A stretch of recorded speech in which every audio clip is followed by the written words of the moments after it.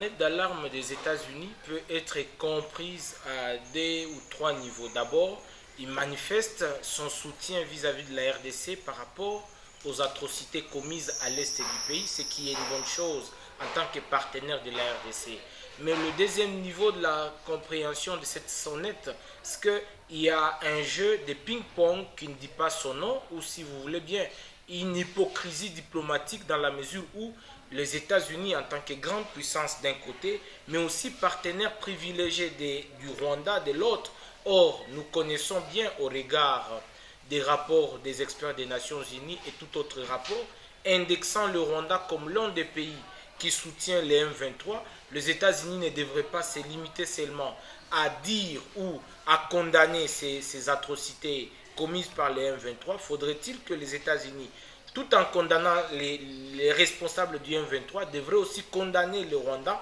pourquoi pas même couper son soutien vis-à-vis du Rwanda. Et troisièmement, moi je pense que au-delà de toutes les condamnations, que ce soit des États-Unis, de l'Union africaine, de l'Union européenne ou de la France, il faudrait que les partenaires de la RDC passent à l'action, c'est-à-dire au-delà des condamnations, on doit dire clairement au Rwanda et à l'Ouganda de ne plus soutenir les mouvements qui déstabilisent l'Est du pays et d'envisager d'autres stratégies pouvant permettre à ce que la paix et la sécurité reviennent à l'Est. Plus de 2 décennies, il est temps que la communauté internationale, l'ONU à l'occurrence, se remette en cause de tous les fondamentaux pour la paix et la sécurité au niveau international. Et je crois que